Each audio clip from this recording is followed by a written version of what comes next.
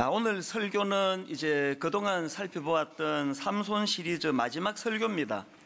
제가 지난주에 이 설교를 이렇게 준비하면서 이제 맨 처음에 왜 이번 2학기에 이 삼손 시리즈를 제가 설교를 하기로 했을까, 그 마음을 이렇게 다시 떠올려 보려고 애를 많이 썼습니다. 이 설교를 왜 오늘 우리 성도님들과 또 이 시대를 살아가는 한국교회에 이게 필요한 말씀일까, 그런 생각을 하면서 정리를 하다가 보니까 그 황제이자 철학자였던 마르쿠스 아우렐리우스가 했다는 그 명언이 있는데요, 그것이 이렇게 불쑥 떠올려지는 겁니다. 누군가의 과오가 못마땅하거든 즉시 자신에게로 돌아가서 너도 돈과 쾌락과 헛된 명성 등을 선으로 여김으로써 그와 비슷한 어떤 과오를 저지르고 있지는 않은지 반성해보라. 사실 여러분 다 아시겠지만 이 마르쿠스 아우렐리우스는 그 기독교를 아주 심하게 박해했던 그런 왕이었습니다. 황제였는데요. 또 그러나 또 이런 악한 왕도 또 우리 이 지혜로운 그런 메시지를 전하는 걸 제가 볼 수 있는데, 세상을 살아가다가 누군가에게서 혹은 어떤 사람에게서 발견되는 어떤 그 약점이 보이면은, 또 그게 못마땅하면 즉시 어떤 생각을요? 니도 그런 약점을 갖고 있다는 걸 깨닫고 자각해라. 그 충고 아니겠습니까? 그런 맥락에서 보면 하나님께서 우리에게 성경을 주신 목표도 딱 그것입니다. 하나님이 이 실패한 것처럼 보이는 삼손을 여기다 기록해 놓은 건 공개적으로 삼손을 망신 주기 위한 게 아니에요. 이런 비참한 놈 봐라, 이런 놈도 있었다, 이걸 드러내시려고 기록한 게 아니고요, 그 삼손의 그 약했던 부분, 삼손의 약점들을 우리가 살펴봄으로써 우리 죄성을 가진 우리에게도 이런 약점이 내재해 있다는 걸 자각하는 것, 그래서 그런 우를 범하지 않으려고 하나님 은혜를 구하는 것, 이걸 우리가 깨닫도록 성경의 삼손을 기록해 놓으셨다는 사실입니다. 이런 점에서 우리가 이 삼손의 그 실패한 삼손의 모습을 우리 자신의 삶에 투영해 보는 것이 참 중요한데요, 그러려면은 이제 그 삼손이 뭘 잘못했는지를 잘 분석하는 게 중요하지 않습니까? 누가 저보고 목사님 삼손이 잘못한 핵심 한 가지만 말씀해 보세요, 그렇게 물으신다면요, 삼손은요 소중히 여겨야 할 것을 소중히 여기지 못한 것, 이게 치명적인 잘못이라는 거예요. 마땅히 소중히 여겨야 할 것을 그렇게 소중히 여기지 못한 그것이 삼손의 잘못이라면, 그럼 삼손은 어떤 소중한 것을 소중히 여기지 못했습니까? 두 가지로 제가 정리를 해보았는데요, 첫째로는 삼손은 먼저 그 하나님께로부터 받은 것, 그 하나님 주신 은사, 그 하나님께로부터 받은 그 소중한 하나님의 선물, 은사를 소중히 여기지 못하는 어리석음을 범했다는 것입니다. 사사기 13장에 보면은 하나님이 왜 삼손에게 그런 괴력을 주셨는지 이유를 설명하는 대목이 나옵니다. 사사기 13장 5절, 보라, 내가 임신하여 아들을 낳으리니 그의 머리 위에 삭도를 대지 마라. 이 아이는 태에서 나옴으로부터 하나님께 바쳐진 나시린이 됨이라. 그 다음 보십시오. 그가 블레셋 사람의 손에서 이스라엘을 구원하기 시작하리라. 지금 태어나기도 전인 삼손을 향한 하나님의 꿈이 뭡니까?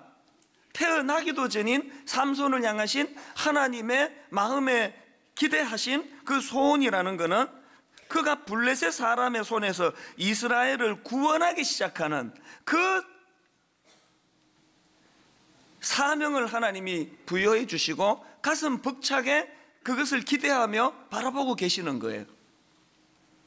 하나님은 자기의 삶에 이렇게 원대한 꿈을 가지고 기대를 가지고 그를 이 땅에 보내주셨는데, 삼손은 그 하나님 주신 놀라운 그 선물, 그 소중한 은사를 여자 뒷공문이 쫓아다니는데 이걸 다 허비해버리고 결국은 눈 뽑혀 감옥에서 맷돌 돌리는 비참한 신세로 전락해버린 거, 이게 삼손 아닙니까? 자, 여러분, 그렇다면은 이런 깨달음을 얻었다면 앞에서 제가 언급했던 마르쿠스 아우렐리우스의 조언을 따라가지고 삼손에게 발견되는 그 약점이 우리에게도 있을 수 있다는 것을 점검한다면 여러분은 이걸 어떻게 적용하시겠습니까? 저는 분당 우리 교회를 목회하는 담임 목사다 보니 내내 저는 이 삼손을 보면서 두려움을 가지고 저는 분당 우리 교회를 돌아보는 거예요. 모든 분들이 다 아시지만 제가 처음에 여기다 교회를 개척할 때 이 어리버리한 담임 목사를 통해서 하나님이 이렇게 놀라운 교회를 일으켜 주실 것이라는 건 아무도 몰랐습니다. 저도 몰랐습니다. 그런데 하나님이 인간의 생각을 뛰어넘는 정말 유능하고 또 진실하고 너무너무 하나님 앞에 준비 잘 된 많은 목사님들이 계시는데 저는 그런 반열에 끼지도 못하는 인생인데 하나님이 15년 동안 분에 넘치도록, 분에 넘치는 표현도 이게 안 맞아요. 인간적으로는 믿겨지지 않는 그 은혜와 은사를 분당 우리 교회에 부어주셨는데 그럼 저는 뭘 두려워해야 될까요? 이런 하나님의 은혜를 그저 큰 교회 만들었다고 떠벌리고 자랑하고 과시하고 그 귀한 헌금을 가지고 내 어떤 욕망을 위해서 내 유명해지는 데다가 이런 돈을 사용하고 있지는 않은지 이걸 두려워하면서 돌아봐야 되는 거예요. 여러분도 마찬가지 아닙니까? 하나님은요, 요 작은 거 주신 그것을 너무너무 기뻐하고 너무너무 소중히 여기고 이걸 너무 감사하는 그 사람에게는 점점 더 많은 것을 주시는 것을 우리 삶 속에서 경험으로 알고 있습니다. 삼손의 실패가 바로 이 부분이라는 거예요. 그는 다른 사람에게 주지 않으신 놀라운 하나님의 은사들을 삼손에게 부어주셨는데 그거를 귀한 것으로 여기지 않은 거예요. 저는 오늘 저나 여러분이 자기를 깊이 돌아보면서 하나님은 내게 어떤 걸 주셨지? 내가 놓치고 있는 건 없나?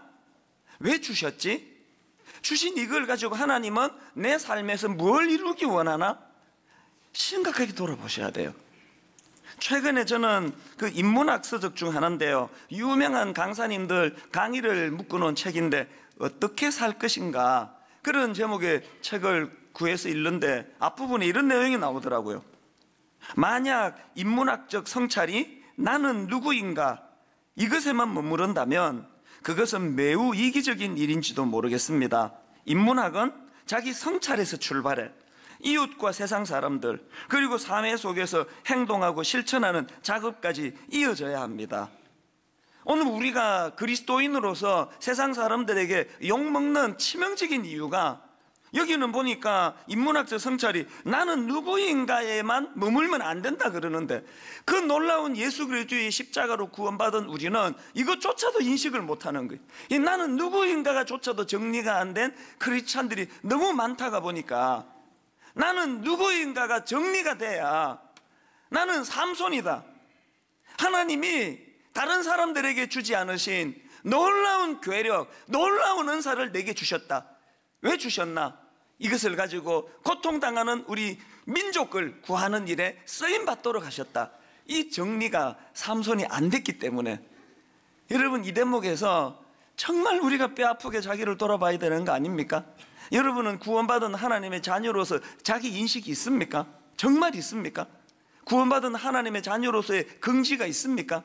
그리고 그 긍지에만 머무는 것이 아니라 그 나는 누구인가라는 이 인문학적 성찰이 이루어졌다면은 이제 이것을 이웃과 세상 사람들 그리고 사회 속에서 행동하고 실천하는 작업으로 연결을 시켜야 된다는 것, 오늘 성령님이 우리들에게 이 깨달음을 허락해 주시기를 바랍니다.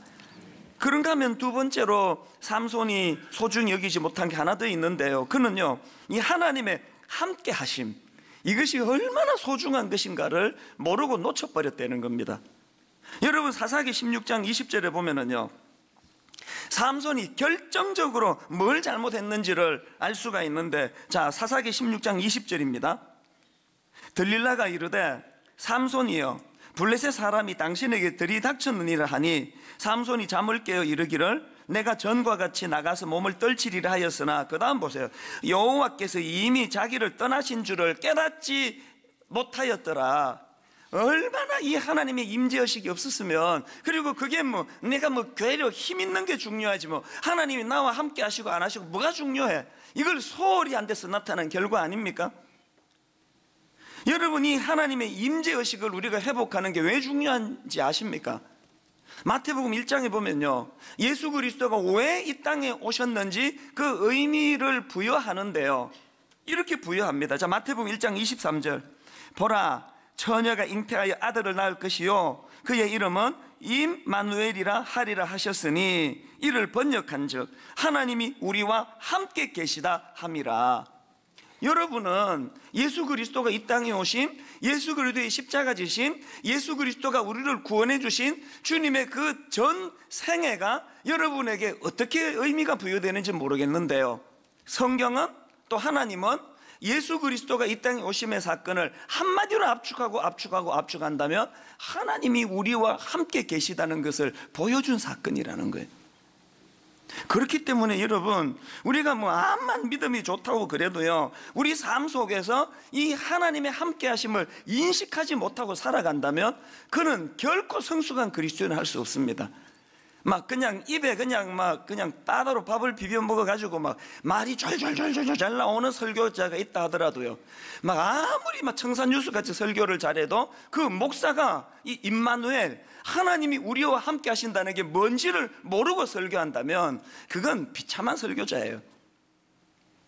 오늘 저는 삼손이 놓쳤던 이 소중한 것, 오늘 여러분 삶 속에 하나님이 함께 하심, 오늘도 나와 함께 하시는 그 하나님을 인식하고 이것이 얼마나 내게 복의 복인가를 좀 깨달아 소중히 여기는 그런 저와 여러분 되시기를 바랍니다.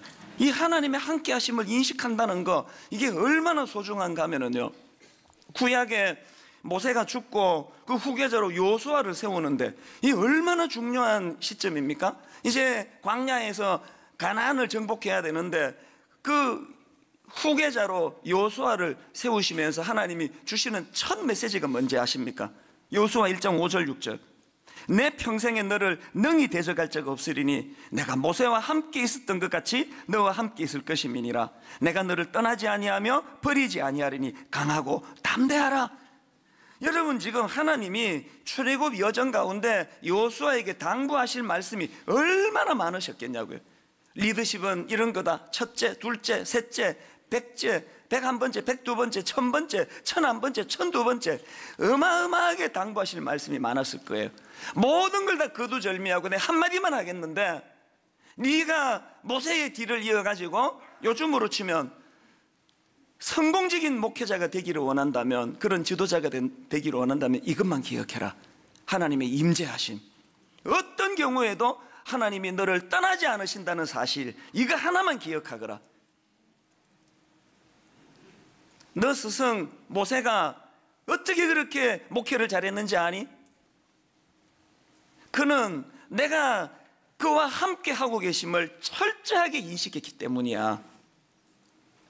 오늘 여러분, 성령님께서 초자연적으로 저나 여러분에게 여호수아에게 주셨던 이 당부의 말씀이 선포되기를 원합니다. 이 말씀이 선포되어야 여호수아 1장 5절 6절 다시 한번 보십시오. 내 평생에 너를 능히 대적할 자가 없으리니 내가 모세와 함께 있었던 것 같이 너와 함께 있을 것임이라. 내가 너를 떠나지 아니하며 버리지 아니하리니 그 결과 강하고 담대하라.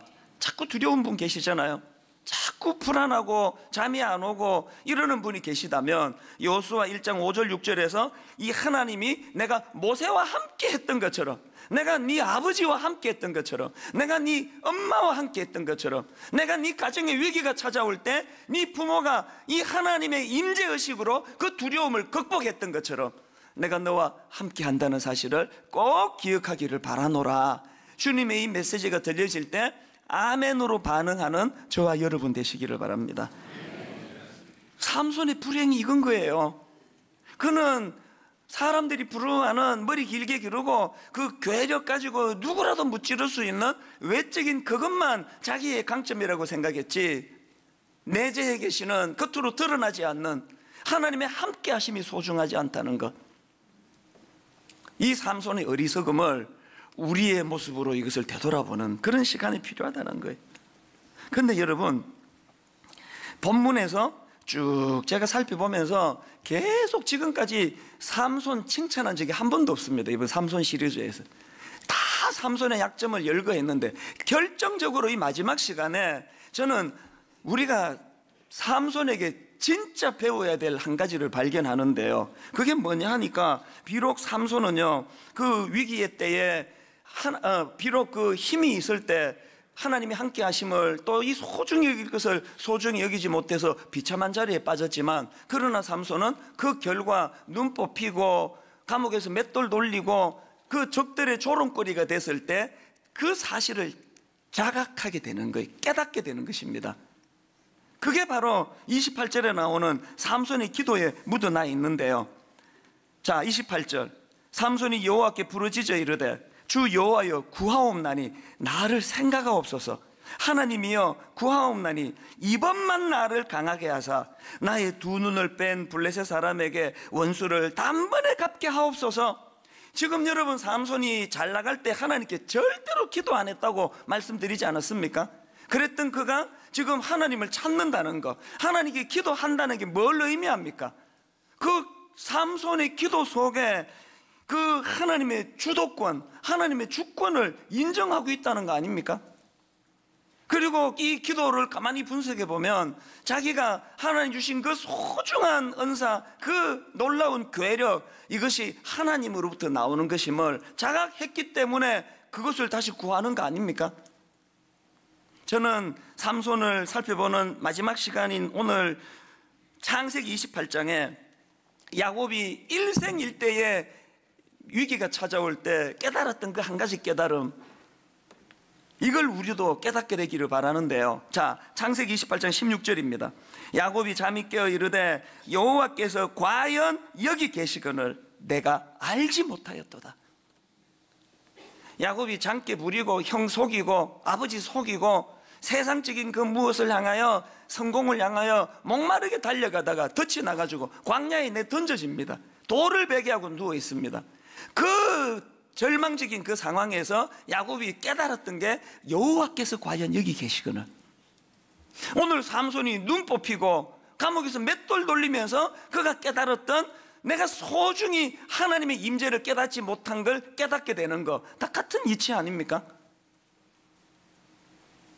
이런 맥락에서 저는 시편 119편 71절, 고난당하는 것이 내게 유익이라 이로 말미암아 내가 주의 율례들을 배우게 되었나이다. 여러분, 불행한 것은요, 고난당한다고 자동적으로 이게 내게 유익이 되는 게 아니에요. 고난당한다고 우리가 야곱처럼 삼손처럼 자동적으로 내 약점을 깨닫게 되는 게 아니에요. 대부분의 인간은 미련해가지고 고난은 고난대로 당하면서 하나도 유익이 안 돼요. 왜? 새세민 축제 때 인용했던 이 구절 기억하십니까? 전도서 7장 14절, 형통한 날에는 기뻐하고 곤고한 날에는 되돌아보아라. 왜 그렇게 억울하게 고난은 고난대로 당하고 억장이 무너지는 아픔을 겪으면서 왜 삼손처럼, 왜 야곱처럼 거기서 유익한 은혜를 못 깨닫습니까? 곤고한 날에 되돌아보라 그랬거든요. 곤고한 날에는 깊이 생각하라 그랬거든요. 저는 오늘 낙심 중에, 공고한 중에, 실패 중에 억장이 무너지는 마음으로 잠을 이루지 못하는 성도님이 계시다면 지금이야말로 왜 내가 이런 아픔을 겪게 됐는지를 깊이 되돌아보고 점검하는 시간인 줄로 믿습니다. 이 고난을 잘 활용해서 여러분의 인생도 고난당하는 것이 내게 유익이었습니다. 시편 119편 71절 말씀이 옳았습니다. 그렇게 고백할 수 있는 그런 복된 주님의 자녀들 되시기를 바랍니다. 이렇게 삼손이 이제 고난 중에 깨닫고 나서 이제 하나님께 기도를 드리는데요, 삼손이 드리는 28절의 기도에서 저는 그가 외치는 두 마디가 눈에 확 들어오는데요. 첫 번째 마디가 나를 생각하옵소서예요. 28절, 삼손이 여호와께 부르짖어 이르되 주 여호와여 구하옵나니 나를 생각하옵소서. 이걸 영어 성경으로 보니까 remember me 이렇게 되어 있는데, 이게 참 의미가 있는 게 뭐냐면은, 여러분 예수님이 십자가 상에 계실 때 오른편의 강도 기억나십니까? 그 우편 강도가 구했던 게 바로 이거예요. 누가복음 23장 42절. 이르되 예수여 당신의 나라에 임할 때에 나를 기억하소서. 이게 영어로 remember me 같은 단어더라고요. 오늘 여러분이 절망하고 눈 뽑히고 맷돌 돌리고 비참한 자리에 빠질 때 복잡한 기도 필요 없어요. 하나님 나를 기억하여 주시옵소서. 최근에 저는 모 기독교 방송국에서 어떤 여배우 간증하는 것을 보게 됐는데요. 이름만 대면 아는 우리나라 굉장히 유명한 여배우예요. 막 그렇게 승승장구하다가 이 여배우가 어느 날 갑자기 연기가 안 되더래요. 너무너무 이제 슬럼프가 온 겁니다. 발부둥을 칠수록 더 어려우시는 거예요.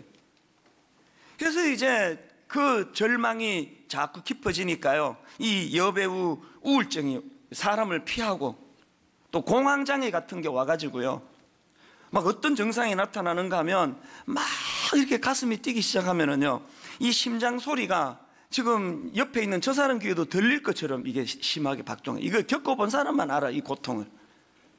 너무너무 마음이 괴롭고 힘들고, 그래서 이분이 이거 예수 믿는 사람인데도 불구하고 너무 불안하니까 술을 의지하고 담배를 피기 시작하고, 그걸로 사라집니까? 교회와 앉아 있어도 은혜도 안 되고, 막 자기 교회 목사님이 결론을 맺겠습니다 그러고는 안 맺고 막 계속하면 막 화가 나고 막 그럴 정도로 이제 공감하시는 많은 분들이 계시다면 저를 용서해 주시기 바랍니다. 막 설교 시간에 결론 맺겠다 해놓고는 안 끝내면 막 화가 나고 그렇게 예배를 드리던 어느 날인데요, 전혀 예상하지 않았고 구하지도 않았고 바라지도 않았는데요, 설교 중에도 아니에요. 그날 설교에 은혜 받은 것도 아니래요. 예배 다 끝나고, 우리로 치면 이제 축도가 끝나고 성가대에서 마지막 찬양하는 그때에 성령님이 이 자매를 강타하신 것 같아요. 갑자기 눈물이 터지는데요, 뭐 이유도 모르는 거예요.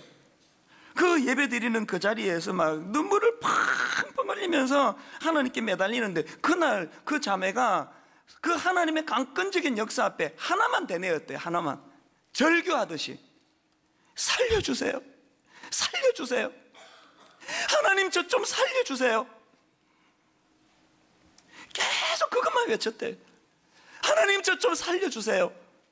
그렇게 하나님께 부르짖는데 하나님께서 그에게 어떤 길로 인도하셨나? 회개가 터지게 하시더라는 거예요.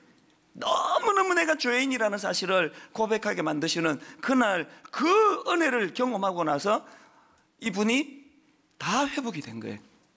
치유가 되고 두려움이 사라지고, 그러니까 그 TV에 나와서 간증하는 거 아닙니까? 오늘 여러분, 우리 너무 많은 미사여구를 사용하며 기도하는 거, 이게 잘못된 거예요. 너무 화려한 언어를 쓰는 거는 사람 들으라고 하는 거예요. 진짜 하나님 앞에 절박하면 복잡한 얘기 안 나와요. 살려주세요, 살려주세요,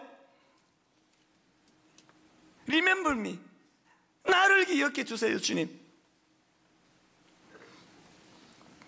오늘 이런저런 아픔을 겪고 계시는 분, 이래도 일이 안 풀리고 저래도 일이 안 풀리는 오랜 낙심 중에 계시는 분, 심지어 목사 설교가 귀에 들어오지 않고 예배가 은혜가 되지 않는 그런 영적인 침체가 온다 할지라도 여러분 사모하세요. 주권적으로 일하시는 하나님께서 여러분을 찾아주실 줄로 믿습니다.